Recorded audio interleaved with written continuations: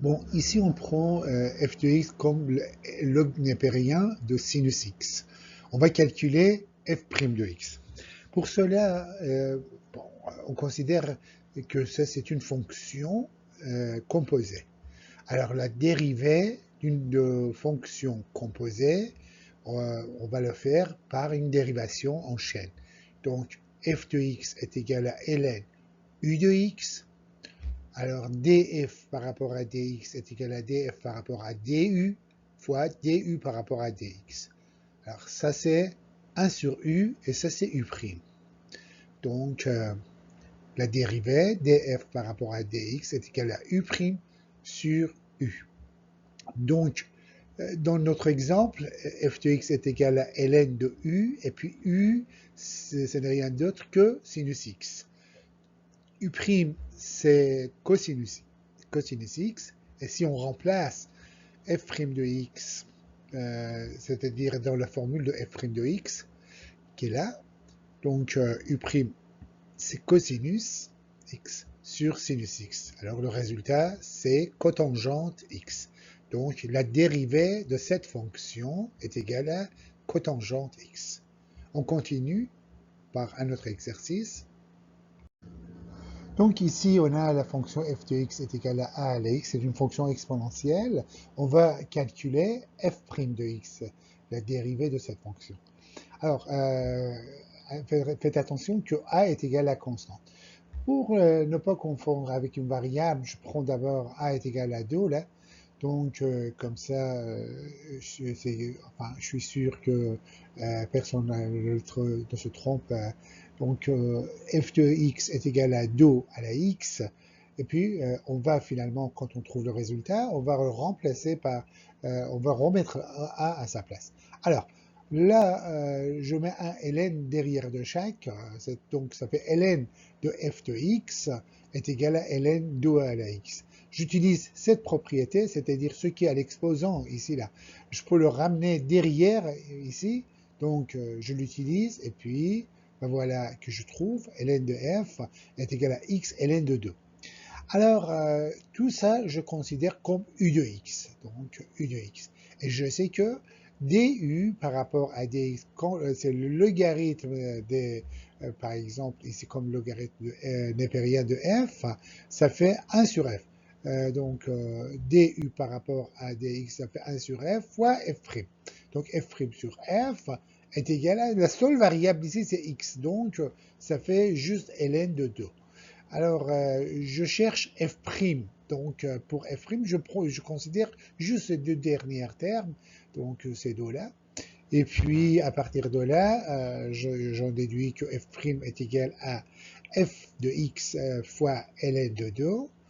Et puis, f' de x est égal à, bien sûr, ici j'ai pris, donc, f de x est égal à 2 à la x, donc ça fait 2 à la x ln de 2.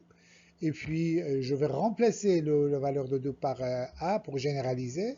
Donc, finalement, j'ai la fois que f' de x est égal à a à la x ln de a. Donc, vous voyez, avec la dérivée logarithmique qu'on a, on trouve facilement la valeur de dérivée. On continue alors. Donc ici, on considère la fonction f de x est égale à x à la x. Donc ici, la base aussi, c'est une variable. Donc une variable à l'exposant d'une autre variable comme x. Donc, comment il faut calculer? Il faut d'abord linéariser. Donc je vais écrire u de x est égal à ln de f de x, et puis ln de f de x, c'est-à-dire ça me permet de linéariser, c'est-à-dire de mettre x qui est là derrière ln. Donc j'aurai u de x est égal à ln f de x est égal à x ln de x. On a vu dans les fonctions composées, je répète, que quand u de x est égal à ln f, dans ce cas-là, puis f est une fonction de x, dans ce cas-là, u', ou bien du par rapport à dx, est égal à f' de x sur f de x. Donc, ici, je vois le produit de deux variables, c'est-à-dire x et ln de x. Donc, la dérivée, ça fait la dérivée du premier, c'est-à-dire 1 fois ln de x, donc je l'écris, plus x fois la dérivée de ln de x, c'est 1 sur x. Alors, la réponse est juste de déterminer de ces deux dernières que je viens de l'encercler comme vous le voyez. Alors, je le réécris là. Donc, ça fait 1 plus ln de x. Et puis, je fais produit croisé pour donc f' de x est égal à f de x fois 1 plus ln de x. Je remplace par sa valeur, donc f' de x est égal à x à la x, la parenthèse, 1 plus ln de x.